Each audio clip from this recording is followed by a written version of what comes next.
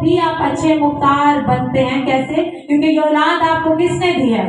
خدا نے دیا. اور آپ جانتے ہیں یہ اولاد میری نہیں ہے, خدا کی امانت میرے پاس ہے, اور اس اولاد کو مجھے خدا کی مرضی کے مطابق پرورش دینا ہے. تو آپ ایک اچھے مختار ہونے کا ثبوت دیتے ہیں. اس کی مثال بائبل مقدس میں سے ہم یوں بھی لے سکتے ہیں. جب آدم اور حوا کو خدا نے باغ عدن میں رکھا تو ان کو مختار کے طور پر باغ عدن دیا, اور خدا نے کہا بڑھو پھلو اور زمین کو کیا کرو؟ معمول و محکوم کرو, کیونکہ یہ تمہارے لیے ہے. لیکن ان کے پاس ایک اتھارٹی تھی کہ وہ سب کچھ کھا سکتے تھے, سب کچھ کر سکتے تھے, لیکن اچھے مختار کے طور پر انہوں نے وہ کرنا تھا جو خدا ان سے چاہتا تھا, اور وہ یہ تھا کہ ایک درخت ہے جس کا پھل نہیں کھانا. اور یقیناً آدم اور حوا اچھے مختار ثابت نہیں ہوئے.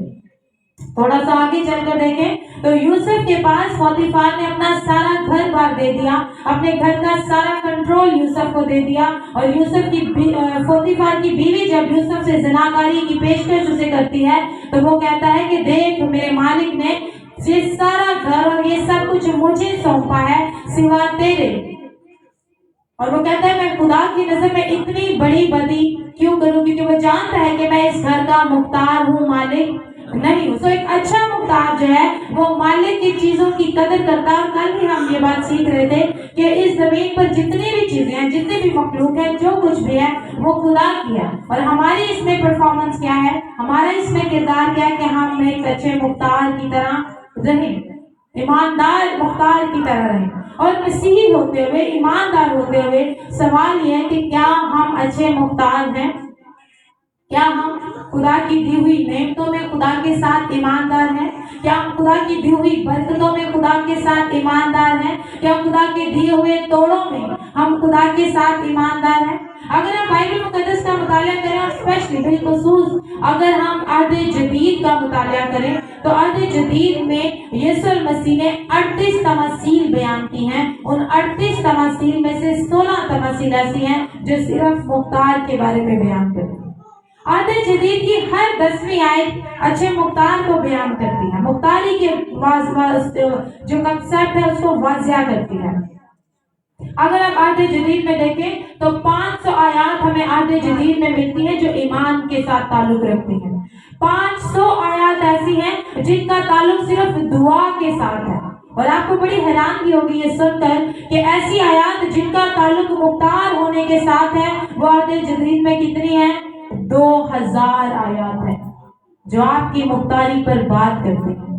تو آپ تصور کریں خدا کس قدر سنجیدہ ہے ہماری مختاری کے بارے میں, خدا کس قدر سنجیدہ ہے ہماری ایمانداری کے بارے میں, خدا کس قدر سنجیدہ ہے ہمارا خدا کی طرف جو رویہ ہے, اس کی دی ہوئی نعمتوں, برکتوں, بخششوں, روپیہ پیسہ, اولاد, گھر بار, بینک بیلنس اور ان سب چیزوں کو لے کر ہم خدا کے ساتھ کتنے ایماندار ہیں. خدا اس بات کو لے کر میں نے کہا بہت سنجیدہ ہے, کیونکہ عہد جدید میں 2000 آیات ایسی ہیں جو مختار ہونے کے بارے میں بات کرتی ہیں. اب خدا اس بات میں بڑی دلچسپی رکھتا ہے کہ ہم ہر ایک چیز میں خدا کے ساتھ کتنے ایماندار ہیں, ہم خدا کی دی ہوئی چیزوں میں خدا کے ساتھ کتنے ایماندار ہیں. اور سب سے جو ٹاپ لسٹ پہ یقیناً بات آتی ہے وہ روپیہ پیسہ. خدا ہمارے پیسے کمانے کے طریقے میں بہت دلچسپی رکھتا ہے کہ ہم پیسہ کیسے کماتے ہیں, ہم وہ پیسہ اپنے گھر میں کیسے خرچ کرتے ہیں, وہ پیسہ ہم خدا کے کاموں کے لیے کتنا استعمال کرتے ہیں, وہ پیسہ ہم خدا کو دیتے وقت کیا سوچ رہے ہوتے ہیں. خدا ان سب چیزوں میں بہت زیادہ دلچسپی رکھتا ہے. اور آپ جانتے ہیں خدا کیوں اتنی زیادہ روپے پیسے میں, ہمارے روپے پیسے میں خدا اتنی زیادہ کیوں دلچسپی رکھتا ہے؟ کیونکہ سوال یہ پیدا ہوتا ہے کہ خدا کہتا ہے کہ زمین اور اس کی ساری معموری کس کی ہے؟ میری ہے. خدا کہتا ہے یہ ساری زمین, اس کی ساری معموری کس کی ہے؟ میری ہے. خدا کا ہے سب کچھ, اور اگر سب کچھ خدا کا ہے تو پھر اگر یہ دیا ہوا پیسہ بھی خدا کا ہے تو پھر خدا ہمارے پیسوں میں اتنی دلچسپی کیوں رکھتا ہے؟ جب آلریڈی سب کچھ اس کا ہے, اسی سے ساری چیزیں تعلق رکھتی ہیں, تو خدا ہمارے پیسوں میں دلچسپی کیوں رکھتا ہے؟ آپ جانتے ہیں سب کچھ خدا کا ہونے کے باوجود بھی خدا ہمارے پیسوں میں کیوں دلچسپی رکھتا ہے؟ کیونکہ خدا جانتا ہے کہ ہماری پیسوں میں بڑی دلچسپی. خدا جانتا ہے کہ ہم روپے پیسے کو لے کر بہت زیادہ سنجیدہ ہیں, ہم روپے پیسے کو لے کر بہت فکر مند ہیں، ہم روپے پیسے کو لے کر بہت زیادہ تردد کا شکار ہے، دن رات ہم انہی باتوں کے بارے میں سوچتے ہیں، ہم نے کس کے پیسے دینے ہیں، کس سے لینے ہیں، کس سے کیا کیا بات چیت کرنی ہے، کتنا پیسہ کمانا ہے، مہینے بعد کون سا بل دینا ہے، کون سی جو ہم نے ڈیوز ہے وہ پے کرنے ہیں۔ تو خدا اس بات کو جانتے ہوئے ہمارے روپے پیسے کی ہینڈلنگ میں بہت زیادہ دلچسپی رکھتا ہے۔ لیکن آج ہم خدا کے نظریے سے دیکھیں گے کہ خدا اگر چاہتا ہے کہ ہم دائیکی دیں، خدا چاہتا ہے کہ ہم ہدیہ چاہتے ہیں۔ اگر آپ بروج کی کتاب کا مطالعہ کریں، جب خدا بنی اسرائیل کو غلامی سے نکال کر آتا ہے، موسیٰ سے خدا جب ہم کلام ہوتا ہے تو بار بار خدا کہتا ہے یہ میرے لیے ہدیہ لائیں گے، یہ میرے لیے روز ایسے کیا کریں گے، یہ ہر بار مجھے ہدیہ دیں گے۔ میں بار بار دیکھ رہی تھی کہ خدا کتنا اس بات پر انسسٹ کرتا ہے کہ اس کے لوگ اس کے مال میں سے، اس دولت میں سے خدا کے لیے ضرور کچھ نہ کچھ نکالے۔ اور خدا یہ چاہتا ہے، ہم نے ایک دفعہ یہ بھی سیکھا تھا کہ ہم جو دائیکی دیتے ہیں وہ ہماری ایک عبادت ہے۔ کتنے لوگوں کو یہ سرمن یاد ہے؟ ہم یہ سیکھ چکے ہیں کہ ہماری جو دائیکی ہوتی ہے یہ خدا کے حضور کیا ہے؟ عبادت ہے۔ سلیمان بادشاہ فرماتا ہے کہ ہمارا جتنا مال ہے، ہماری جتنی دولت ہے، اپنے پہلے پھلوں سے اور اپنی ساری دائیکی سے خداوند کی کیا کرنی ہے؟ ہم نے تعظیم کرنی ہے۔ اس کا مطلب جب ہم دائیکی دیتے ہیں تو خدا کی کیا ہوتی ہے؟ تعظیم ہوتی ہے، خدا کی کیا ہوتی ہے؟ عبادت ہوتی ہے۔ آج ہم اس عقل سے نہیں، آج ہم ایک فرق نظریے سے دائیکی کے بارے میں سیکھیں گے، خدا کے پاک کلام میں سے، خدا کے رویہ میں سے، کہ خدا کس طرح سے ہمیں دائیکی کے بارے میں سکھانا چاہتا ہے۔ اور اس سے کہیں زیادہ ضروری یہ بھی جاننا ہے کہ خدا ہم سے دائیکی کیوں توقع کرتا ہے، خدا ہم سے دائیکی کیوں چاہتا ہے، خدا کیوں چاہتا ہے کہ ہم دائیکی دیں۔ اس کی سب سے پہلی وجہ ہے، میں ابھی جو حوالہ پڑھا وسیم بھائی نے، ملاکی کی کتاب اس کا 3 باب اس کی 7ویں آیت پڑھوں گی، غور سے سنے گا کہ خدا چاہتا کیا ہے۔ اور بڑی خوبصورت بات، خدا نے سب سے پہلے دائیکی کا ذکر نہیں کیا۔ سنیے گا غور سے کہ خدا پہلے بات کیا کر رہا ہے۔ خدا کہتا ہے تم اپنے باپ دادا کے ایام سے، میرے آئین سے منحرف رہے اور ان کو نہیں مانا۔ تم میری طرف رجوع ہو تو میں تمہاری طرف رجوع ہوں گا، رب الافواج فرماتا ہے۔ خدا کہہ رہا ہے کہ تم میری طرف رجوع ہو تو میں تمہاری طرف رجوع ہوں گا۔ سب سے پہلی بات جو خدا آپ سے توقع کرتا ہے وہ آپ کا رجوع لانا ہے، آپ کی دائیکی نہیں۔ خدا آپ کے روپے پیسے سے کہیں زیادہ پہلے اگر کچھ چاہتا ہے تو وہ یہ ہے کہ آپ کا دھیان، آپ کا رجوع، آپ کی فکر، آپ کے خیالات خدا کی طرف ہو۔ خدا ہمارے روپے پیسے میں دلچسپی نہیں رکھتا، خدا ہم میں دلچسپی رکھتا ہے۔ یہ اس سے بھی زیادہ بہتر بات ہے۔ اس لیے کہ اگر کوئی سوچے کہ خدا مجھ سے دائیکی چاہتا ہے، خدا مجھ سے ہدیہ چاہتا ہے، تو میرے عزیزوں ہمارے لیے اس سے بڑی خوشی کی بات یہ ہے کہ خدا ہمارے ہدیہ اور دائیکی سے کہیں زیادہ ہمیں چاہتا ہے۔ خدا کسے چاہتا ہے؟ میں چاہتی ہوں آپ سب کہیں کہ خدا مجھے چاہتا ہے، خدا مجھے چاہتا ہے۔ خدا ہمارے روپے پیسے سے کہیں زیادہ ہماری توقع کرتا ہے کہ ہم اپنا آپ اسے سونپ دیں۔ مثال کے طور پر آپ اپنے گھر میں کوئی فنکشن کرتے ہیں، کوئی برتھ ڈے پارٹی کرتے ہیں اور آپ اپنے کسی عزیز کو بلاتے ہیں اور وہ عزیز ہر بار صرف آپ کے لیے گفٹ بھیج دے اور خود نہ آئے، تو کیا آپ کو یہ رویہ پسند آئے گا؟ آپ سوچیں گے کہ یہ مجھ سے محبت نہیں کرتا، کیونکہ آپ کہیں گے مجھے آپ کی گفٹ کی ضرورت نہیں ہے، میں نے آپ کو اس لیے بلایا کیونکہ آپ میرے لیے ضروری ہیں، اور آپ آتے تو آپ کا گفٹ بھی میرے لیے بہتر ہوتا اور مجھے پسند آتا۔ لیکن چونکہ آپ خود نہیں آتے تو مجھے آپ کے گفٹ میں کوئی دلچسپی نہیں ہے۔ میرے عزیزو، اگر ہم خدا کو ہدیہ جات دیتے ہیں، دائیکی دیتے ہیں اور ہمارا اپنا رجوع خدا کی طرف نہیں ہے تو وہ اتنا شاید خدا کے حضور پسندیدہ نہ ہو۔ جب ہم زبور 50 اور اس کی 12ویں آیت پڑھتے ہیں تو زندہ خدا فرماتا اگر میں بھوکا ہوتا تو تم سے نہ کہتا۔ خدا کیا کہہ رہا ہے؟ اگر میں بھوکا ہوتا تو تم سے نہ کہتا۔ کیوں؟ کیونکہ زمین، دنیا اور اس کی ساری معموری خدا کہتا ہے میری ہے۔ خدا کیا کہتا ہے؟ دنیا اور اس کی ساری معموری میری ہے۔ یہ سارا کچھ خدا کا ہے، اس کے باوجود خدا مجھے اور آپ کو چاہتا ہے۔ خدا چاہتا ہے ہمارا جو پرسنل ریٹرن ہے، جو ہمارا شخصی تعلق ہے، خدا کے ساتھ بہتر ہو۔ خدا ہمیں اپنے قریب لانا چاہتا ہے۔ میں نے کہا خدا ہمارے پیسوں میں اس لیے دلچسپی رکھتا ہے کیونکہ ہماری زیادہ پیسوں میں दिलचस्पी है।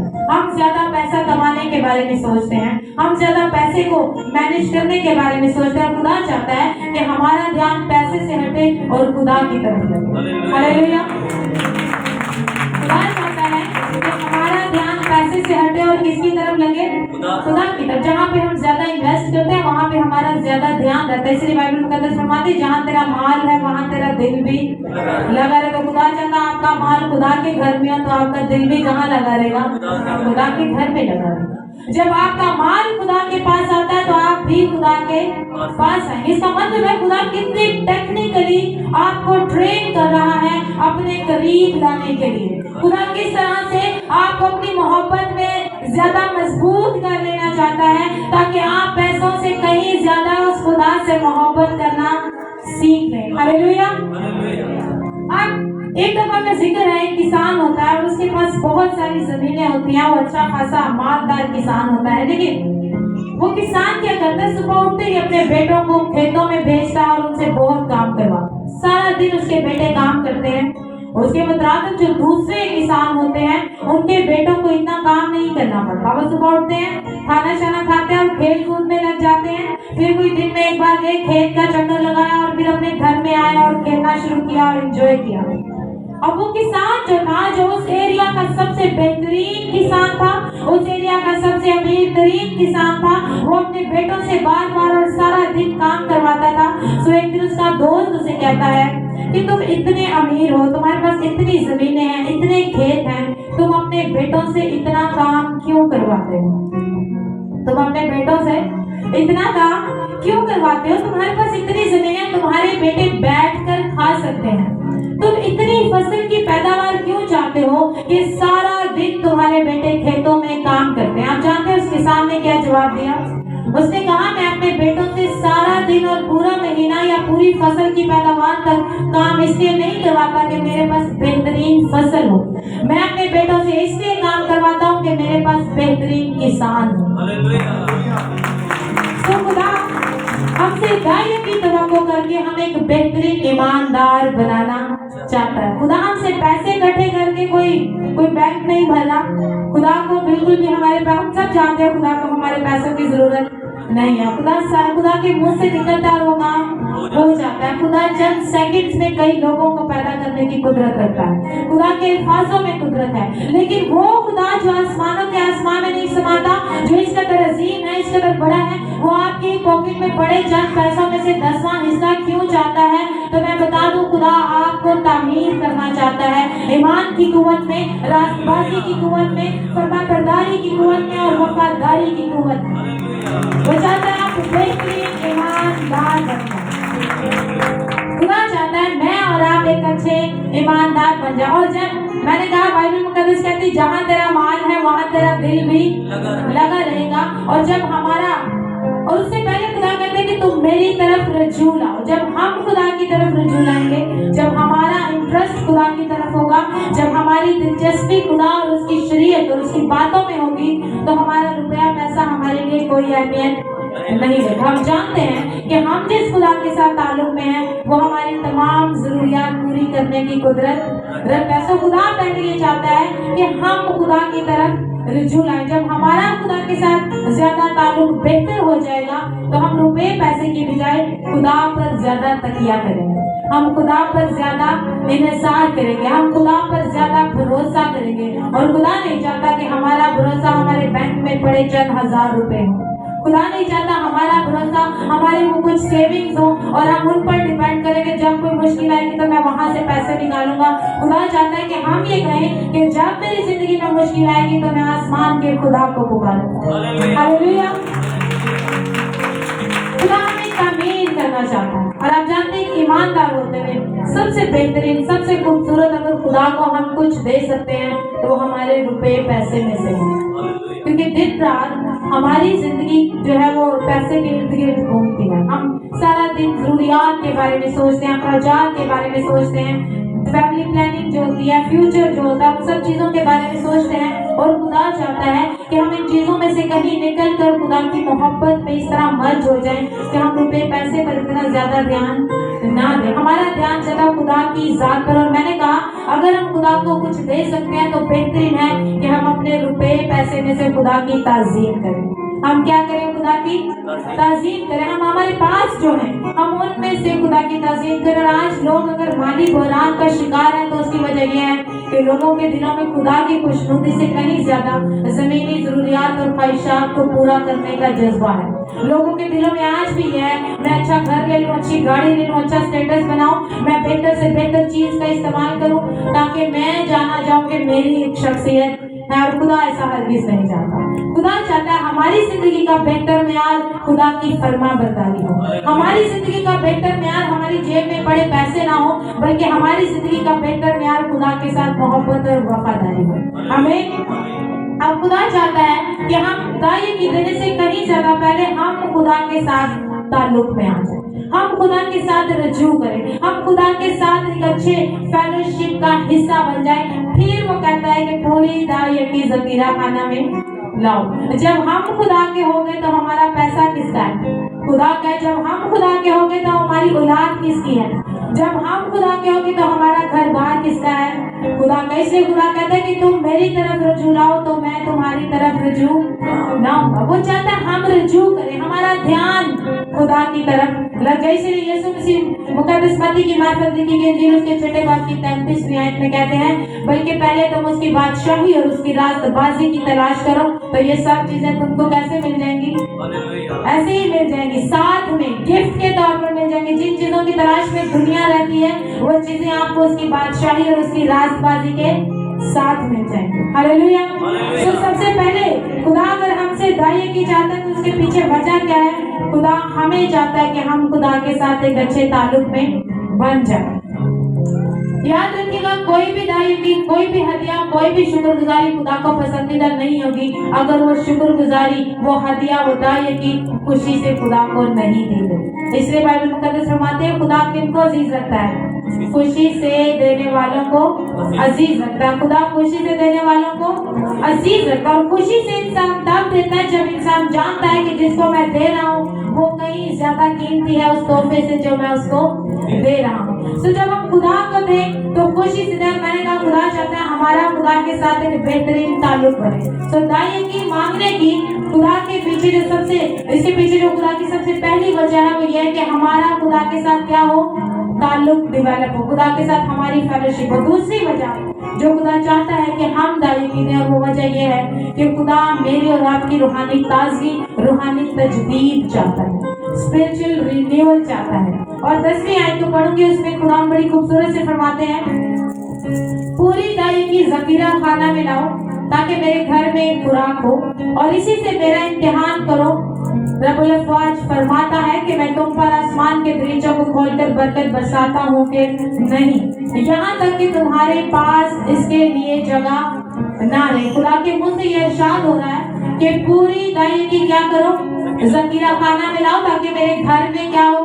खुराक हो। और खुदा कहता है इसी से मेरी आजमाइश करो। और आपको सुनकर अजीब लगा होगा क्योंकि बाइबल मुकद्दस बारहा ये बात फरमाती है कि तू खुदावंद अपने खुदा की आजमाइश ना कर। बाइबल मुकद्दस हमें इजाजत नहीं देती कि हम खुदा की आजमाइश करें, लेकिन खुदा दायगी के नुक्ता पर आकर आपसे कहता है कि मुझे आजमाओ कि मैं तुम पर आसमान के दरीचों को खोलकर बरकत बरसाता हूँ या नहीं। क्योंकि खुदा चाहता है कि वो हमारी जिंदगी में बस बरकत को बरसाए। वो चाहता है हमारी जिंदगी में बरकत आए और वो तभी मुमकिन है जब हम उसके अच्छे मुख्तार होने का सबूत देंगे, जब हम उसके साथ वफादारी का सबूत देंगे। और उस दायगी के साथ 3 वादे हैं, 3 फोल्ड ब्लेसिंग्स हैं।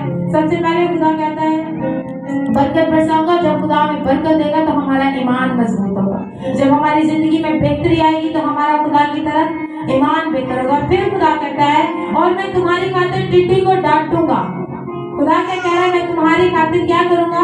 टिड्डी को डांटूंगा। और आप सोचेंगे कि हमारा तो टिड्डी से कोई लेना देना नहीं है, क्योंकि जब खुदा ने ये बात की उस वक्त ज्यादा खेती बाड़ी और किसान हुआ करते थे और खुराक को महफूज किया जाता था, तो इसलिए खुदा ने टिड्डी का जिक्र किया है। लेकिन आज आपकी जिंदगी में बहुत सी ऐसी टिड्डियां हैं, ऐसी सुराखदार थैलियां आपकी जिंदगी में है जो आपके आए हुए पैसों को आपके हाथों में टिकने नहीं देती, जो आपकी जिंदगी में आई हुई बरकत को आपके घरों में टिकने नहीं देती। और खुदा कहता है कि کہ میں उन मुश्किलात और तुम्हारे बीच में खड़ा हो जाऊंगा और मैं उसे डांटूंगा कि ये मेरा रास्तबाज बंदा है, इसकी कमाई पर, इसकी बरकत पर है कुव्वत और तुम्हारा कोई इख्तियार नहीं। और खुदा चाहता है कि हम खुदा को पार्टनर बनाएं, हम खुदा को अपने रुपए पैसे में हिस्सादार ठहराएं। जब खुदा हमारा पार्टनर होगा तो इब्लीस और उसकी तासीरों का हमारी बरकत पर कोई इख्तियार नहीं रहेगा। पहला क्या होगा, हमारा ईमान मजबूत होगा। दूसरा, वो हमारे खिलाफ दुश्मनों को डांटेगा ताकि वो हमारी मुश्किलों में कमियों को और हमारी उन तमाम तर हर्डल्स को, उन रुकावटों को दूर खुदा कर सके जो सिर्फ इसलिए हैं क्योंकि हम खुदा के अच्छे मुख्तार नहीं। तीसरी चीज जो हमारी जिंदगी में दायगी के साथ जुड़ी है, खुदा उसमें फरमाता है और तुम्हारे पाकिस्तानों का फल कच्चा ना झड़ जाएगा। खुदा का वादा है कि तुम्हारे पाकिस्तानों का जो फल है वो कच्चा ना झड़ जाएगा। अगर फल कच्चा झड़ जाए समझे उस बंदे की जिंदगी बर्बाद है, क्योंकि वो कुछ कमा नहीं सकेगा, कुछ जमा कर नहीं सकेगा। और खुदा कहता है कि ऐसा नहीं होगा क्योंकि मैं तुझे बरकत दूंगा। और बहुत से लोग जब दायगी पर कलाम सुनते हैं तो वो दायगी देना शुरू करते हैं और फिर बैठ कर इंतजार करते हैं मेरी सैलरी बढ़ेगी। अब सोचते हैं कि मेरे घर में बहुत सारा पैसा है। यकीन जाने खुदा कहता है कि मुझे आजमा, और आजमाने के लिए आपको कुछ अरसा सब्र से इंतजार करना जरूरी है। आजमाने के लिए खुदा का इंतजार करना जरूरी है कि खुदा किस तरह से हमारी जिंदगी में बरकत को नाजिल करना चाहता है। तीसरी और आखिरी चीज जो खुदा हमसे दायगी की तवक्को करता है वो निहायत जरूरी है, वो मेरे लिए, आपके लिए, हम सबके लिए बड़ी जरूरी है। मैं कुछ रिसर्च आपके साथ शेयर करूंगी।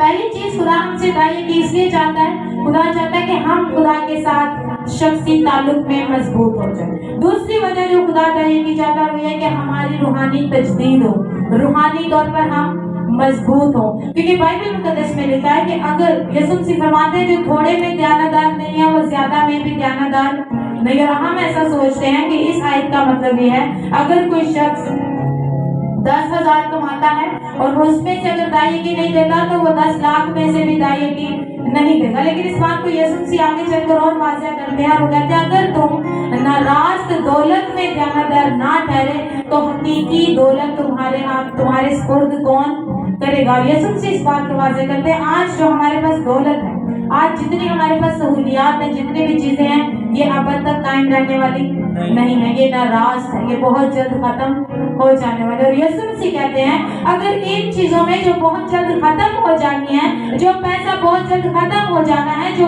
बहुत जल्दी मिट जाएगा, अगर हम इस पैसे में खुदा के साथ वफादार और दयानतदार नहीं है तो वो अपनी जिंदगी, वो अपने फायदे, वो अपनी खुशी और अपनी इत्मीनान जो यीशु मसीह नई यरूशलेम में अपने लोगों को देगा वो किस तरह से ईमानदारों को सुपुर्द करेगा। हमारे लिए जरूरी है कि हम आज जो दौलत हमारे पास है हम इसमें खुदा के साथ वफादार हों ताकि वो अब्दियत में हमें अपने साथ शामिल कर सके। हमें तीसरी और आखिरी चीज और वो ये है कि खुदा हमें माली तौर पर बहाल करना चाहता है। खुदा हमें माली तौर पर बहाल करना चाहता है। आप लोग बोर तो नहीं हो रहे? कितने लोग बोर हो रहे हैं? हाथ खड़ा करें। अपने लिए एक दफा जोरदार तालियां बजाइए। मैंने ये क्वेश्चन इसलिए किया कि आपकी प्रेजेंस मुझे महसूस हो जाए, तो थैंक यू। और ये तीसरी और आखिरी बात हम सीखेंगे कि खुदा हमसे दायगी क्यों तवक्को करता है। और मैंने कहा खुदा हमें माली बहरान से निकालना चाहता है। और आप सब अब सोच रहे हो कि माली बहरान क्या होता है? तो माली बहरान से मुराद अगर हमें लगे कि हमारे पास जो रुपया पैसा वो काफी नहीं है तो हम माली बहरान का शिकार। अगर हमें लगे कि जो पैसा हमारे पास है वो हमारी जरूरियात और ख्वाहिशात के लिए काफी नहीं है, हमें और पैसा चाहिए, तो हम माली बहरान का शिकार हैं। और मैं आपके साथ जान दें, दुनिया के बेहतरीन माहिर माशियात ने, द बेस्ट इकोनॉमिस्ट ने जो लिस्ट दी है कि किसी को अगर पता करना हो कि मैं माली बहरान का शिकार हूँ या नहीं, तो मैं वो निशानियां आपके साथ शेयर करूंगी और आपको आइडिया हो जाएगा कि हम में से कौन कौन है। हमें खुद ही पता चलेगा कि हम में से कौन कौन है जो माली बहरान का शिकार है। तो सबसे पहली निशानी किसी बंदे की या किसी बहन की, अगर वो भी कमाती है, तो वो ये है कि अगर वो माली बहरान का शिकार है तो उनको एक निशानी इस चीज में होनी चाहिए, और वो ये है अगर उनका बिजली का बिल या गैस का बिल आता हो और वो सोचते हो कि मैं इस मंथ नहीं अगले माह पे करूंगा तो वो माली बहरान का शिकार है। यानी आपका बिल आया है और आप अभी पे नहीं कर पा रहे और आपको लगता है अगले महीने और फिर उससे अगले महीने पे करेंगे, तो हम किस चीज का शिकार है? माली बहरान का शिकार है। हंसे मैं भी हंसूंगी। मुझे पता हम ये जो लिस्ट मैंने निकाली है ये काफी ज्यादा रिसर्च के बाद मैंने निकाली है। दूसरी निशानी हम माली बहरान का शिकार है और वो ये है कि आपको पता ही नहीं कि आपकी प्रॉपर्टी कितनी है। अगर किसी शख्स को पता ही नहीं कि उसकी प्रॉपर्टी कितनी है तो इसका मतलब है वो माली बहरान का शिकार है। तीसरी निशानी अगर किसी को पता चला ना हो कि मैं माली बहरान का शिकार हूँ या नहीं, वो ये है कि अगर अपने पुराने कर्जे उतारने के लिए उसको नए कर्जे लेने पड़ते हैं तो भी वो बंदा माली बहरान का शिकार है। यानी पहला कर्ज लिया उतारा नहीं जा रहा तो उसको उतारने के लिए एक और कर्ज लिया जा रहा है ताकि पुराना कर्ज उतारा जाए, तो इसका मतलब है कि हम माली तौर पर बहरान का शिकार है। तीसरी निशानी है, और ये जोड़ों के लिए, अगर आप अपनी बीवी से या बीवी अपने शोहर से कभी पैसों के लिए झगड़ी हो तो ये इस बात की निशानी है कि आप माली तौर पर बहरान का शिकार हैं। मुझे मियाँ बीवी से एक बात याद आई। एक शख्स कहता है कि मेरी और मेरी बीवी की रफ्तार रुपए पैसे को लेकर एक जैसी है। तो सुनने वालों ने सोचा कि शायद ये दोनों एक जितना पैसा कमाते हैं, इसलिए कह रहा है कि मेरी और मेरी बीवी की रफ्तार पैसों को लेकर एक जैसी है। तो उन्होंने कहा ये तो बड़ी अच्छी बात है, आप और आपकी बीवी एक ही रफ्तार से पैसा कमाते हैं। उसने कहा नहीं, मैं इसलिए ये बताना चाह रहा हूँ कि जितनी तेज रफ्तार से मैं पैसे कमाता हूँ उतनी तेज रफ्तार से मेरी बीवी पैसे खर्च कर देती है। सो अगर मियाँ बीवी आपस में पैसों को लेके झगड़ते हैं तो वो माली बहरान का शिकार है। उसके बाद आखिरी और बड़ी खास वजह, इकोनॉमिस्ट कहते हैं अगर कोई शख्स दाई यकीन निकालते वक्त ये सोचे कि मैं दाई यकीन नहीं दे सकता या वो नहीं दे पाता तो वो माली बहरान का शिकार है। ये चंद एक ऐसी निशानियां थी जिससे हमें आइडिया हो गया माली बहरान का शिकार। खुदावंद के अजीम खादम एड्रियन रोजर कहते हैं हम अगर माली बहरान का शिकार है तो उसकी वजह एक ही है और वो ये है कि हम ऐसी चीजें खरीदते हैं जिनके बगैर हमारा गुजारा हो सकता है और हम उन पैसों से वो चीजें खरीदते हैं जो हमारी पॉकेट में नहीं होते और फिर वो चीजें हम उन लोगों को दिखाने के लिए खरीदते हैं जिन लोगों को हम पसंद भी नहीं करते और इन फैसलों की वजह से हम माली तौर पर बहरान का शिकार हो जाते हैं। मैंने कहा माली बहरान का शिकार होने का मतलब ये नहीं कि आप बहुत कम कमाते हैं। माली बहरान का शिकार होने का मतलब कि आप जितना कमा रहे हैं वो आपके लिए काफी नहीं है। इसको और आसान लफ्जों में करूँ तो इसका मतलब ये है कि आपको मैनेजमेंट नहीं आ रही, आप मैनेज नहीं कर पा रहे, रुपए पैसे को संभाल नहीं पा रहे। और मिसमैनेजमेंट तब होती है जब हमें पता नहीं होता हमें कितना पैसा कहाँ और कितना पैसा किस तरह से खर्च करना है। लेकिन बाइबल मुकद्दस फरमाती है साधक के घर में बड़ा खजाना है। और जब भी लफ्ज़ साधक आता है तो मैं अपने साधक को देखती हूँ क्योंकि इनके पास बड़ा खजाना है। बाइबल मुकद्दस फरमाती है साधक के घर में बड़ा खजाना है पर शरीर की आमदनी में परेशानी है।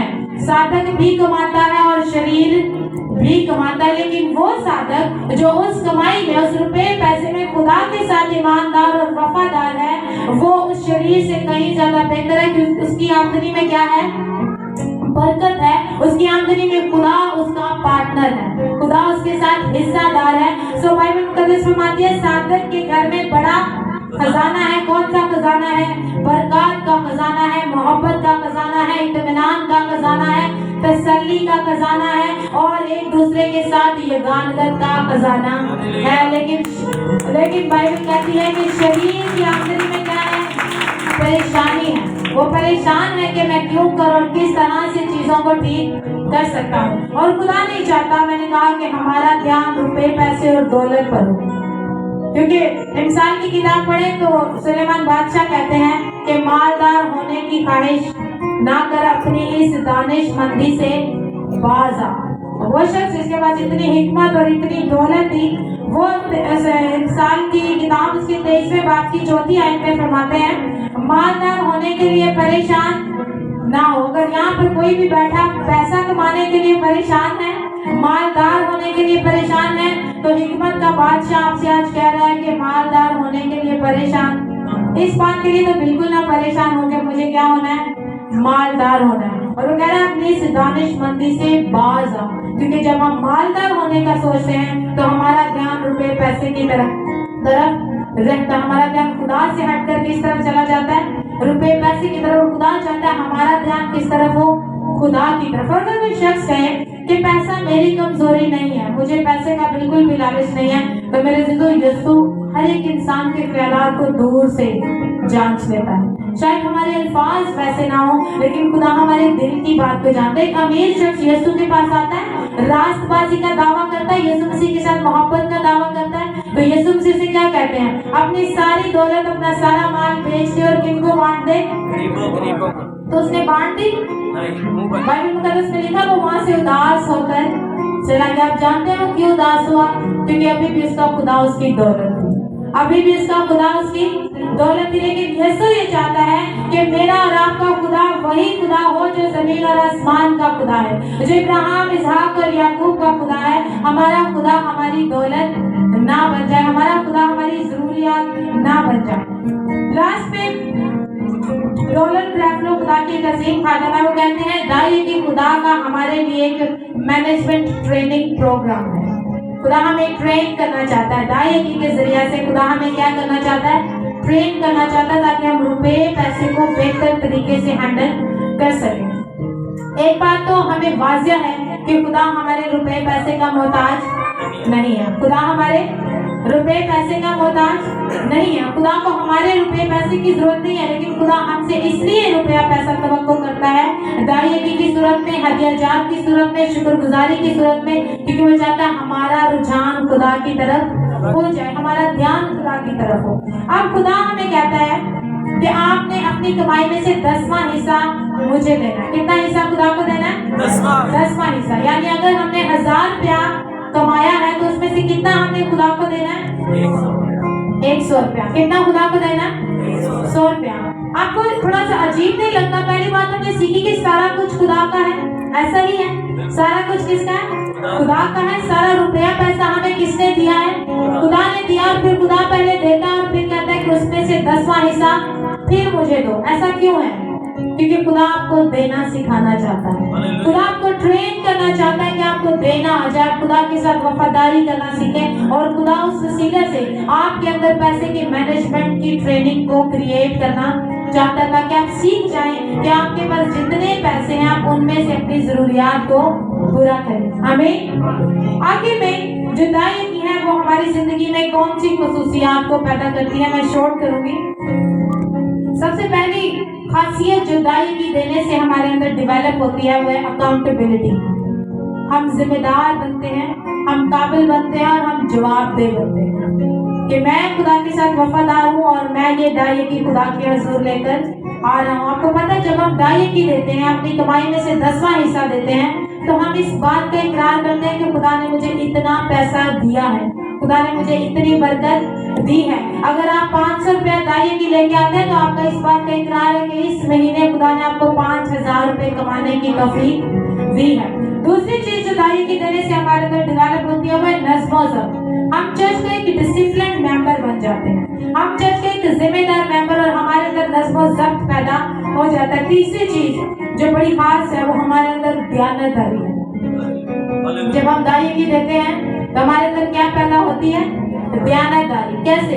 क्योंकि पादरी साहब को नहीं पता आपने कितना कमाया। जो खुदा है, खुदा का खादम है, जो चर्च का लीडर है, जिस चर्च के साथ आप बिलोंग करते हैं, उनको नहीं पता कि आप महीने का कितना कमाते हैं। तो कौन जानता है? खुदा जानता है। और जब आप लाकर खादम को दाई की देते हैं तो खादम दुआ करता है कि खुदावन, इस शख्स ने, इस बहन ने, इस बेटी ने, इस बेटे ने तेरे दिए में से तुझे 10वां हिस्सा लुटाया है, तेरे दिए हुए में से तुझे कौन सा हिस्सा लुटाया है? 10वां हिस्सा लुटाया है। तो ये आप जानते हैं वो 10वां हिस्सा है या नहीं, और खुदा जानता है वो 10वां हिस्सा है या नहीं। हमारे चर्च में कुछ ऐसे भी लोग हैं जब वो दाई की देते हैं तो कोई 1000 के नोट नहीं होते, 10 और 20 के नोट होते हैं, और उससे मैं फरहान ये अंदाजा लगाते हैं कि उन्होंने जैसे ही उनके पास पैसे हैं उन्होंने फौरन से दाई की अदा किया। हालेलुया। मैं चाहती हूँ ऐसे ईमानदारों के लिए जोरदार। हमारा दाई की देना हमें दयानतदार बनाता है, हमें ईमानदार बनाता है, क्योंकि हम जाने कि खुदा जानता है मैंने इस बार कितना कमाया और मुझे उसी में से 10वां हिस्सा खुदा को देना है। न सिर्फ हम ایماندار ہوتے ہیں ہم مستقل مزاج ہوتے ہیں اور یقین جانے ہم خدا کے لیے اور اس کے خاتم کے لیے قابل اعتماد ہو جاتے ہیں. جو لوگ دائی کی دیتے ہیں خاتم کے لیے اور خدا کے لیے قابل اعتماد ہوتے ہیں, خدا بھی ان پر بھروسہ کرتا ہے اور جو خاتم ہے وہ بھی ان پر زیادہ بھروسہ کر پاتا ہے. سو دائی کا جو پرپس ہے ہمیشہ میرے ذہن یاد رکھے, خدا کہتا ہے کہ تم نے مجھے ٹھگا ہے, لیکن مجھے ایسا لگتا ہے خدا سے کہیں زیادہ اپنے آپ کو ٹھگتے ہیں. اس لیے کیونکہ دائی کے ساتھ جڑی جتنی برکتیں ہوتی ہیں وہ ہماری زندگی میں نہیں آتی. جب ہم دائی نہیں دیتے, ہدیہ جات نہیں دیتے, تو ہماری زندگی میں آنے والی برکات رک جاتی ہیں اور اس کا نتیجہ کیا ہوتا ہے کہ ہم مالی طور پر بحران کا شکار ہو جاتے ہیں. ہماری ضروریات نہیں پوری ہوتی, ہمارے اخراجات نہیں پورے ہوتے اور گھر میں بدمزگی اور لڑائی جھگڑے پیدا ہوتے ہیں جس کے باعث ہمیں ایسا لگتا ہے کہ ہماری زندگی اچھی نہیں ہو سکتی اور ابلیس اس کام میں کامیاب ہو جاتا ہے کہ ہم ایک ناکام مختار ثابت ہو جاتے ہیں. اور خدا چاہتا ہم اچھے مختار ثابت ہو, خدا چاہتا ہم اچھے مختار رہیں. ایک دفعہ کا ذکر ہے, آخر میں ایک بات شیئر کروں گی. ایک چرچ کا ٹرپ ایک آئی لینڈ پہ گیا. آپ نے دیکھا سمندر کے بالکل درمیان میں ایک تھوڑی سی خشک جگہ ہوتی ہے, وہاں پر بھی لوگ رہتے ہیں, اسے آئی لینڈ کہتے ہیں. اور چرچ کا ایک ٹرپ آئی لینڈ پر گیا اور سب لوگ اپنا گھومنا پھرنا شروع ہو گئے, سب نے بہت انجوائے کیا. اب دو لوگ اس چرچ میں سے گم ہو گئے اور وہ اپنے کلیسیا کو, اپنے چرچ کو ڈھونڈ نہیں پائے. وہ دونوں ڈھونڈے لیکن ان کو ملا نہیں. ان میں سے جو ایک شخص تھا جو تھوڑا بزرگ اور تھوڑا سمجھدار تھا وہ لیٹ گیا, اس نے ایک پتھر سرہانے رکھا اور لیٹ گیا. اور جو تھوڑا جوان تھا وہ بار بار کہہ رہا تھا, سر آپ کو پتا ہے ہمارا چرچ واپس چلا جائے گا اور ہم پھر گھر واپس کیسے جائیں گے, ہمارے پادری صاحب نے ہمیں کھو دیا ہے اور ہم یہاں پر اکیلے پھنس جائیں گے اس آئی لینڈ پر اور کوئی بھی نہیں رہتا. وہ بہت پریشان تھا اور اس بزرگ نے مسکرا کر بڑے کانفیڈنس سے کہا کہ تمہیں پتا ہے میں ہر مہینے اپنے پادری کو $500 دائیں کی دیتا ہوں, وہ مجھے چھوڑ کے یہاں پر کبھی بھی نہیں جائے گا, وہ مجھے ساتھ لے کر جائے گا. اور میں نے کہا کہ آپ کی دائیں کی آپ کو خدا کے لیے بھی قابل اعتماد بناتی ہے اور آپ کے خادم کے لیے بھی قابل اعتماد بناتی ہے. سو ایک سوال کے ساتھ ہم اس کلام کو ختم کریں گے کہ ہمیں اپنے آپ سے پوچھنا ہے کہ کیا میں خدا کا اچھا مختار ہوں, کیا میں اس کی دی ہوئی نعمتوں, برکتوں, روپے پیسے میں خدا کے ساتھ ایماندار ہوں. اگر نہیں ہوں تو آج سے فیصلہ کریں کہ آپ خدا کے ساتھ ایماندار ہیں. خدا مداج کے پاک کلام کے سرے سے ہم سب کو بڑھائیں. اس خوبصورت کلام کے لیے نہایت شکر گزار ہیں اور خدا کی شکر گزاری کرتے ہوئے اس کے لیے زوردار تالیاں بجائیں گے. اور اس آمد کے لیے جنہوں نے اتنی خوبصورتی سے اس بات کو ہم تک پہنچایا کہ ہمیں اپنے روپے پیسے میں سے خدا کے حضور دائیں کی دینا ضروری ہے. پہلے ایک دفعہ اپنے سر کو جھکائیں گے, اپنی آنکھوں کو بند کریں گے. ہمارے درمیان سسٹر نبیلہ ہم سے درخواست ہے کہ خدا کے مذہب پر آئیں گے اور آج کے کلام کی شکر گزاری کے لیے دعا میں رہنمائی کریں.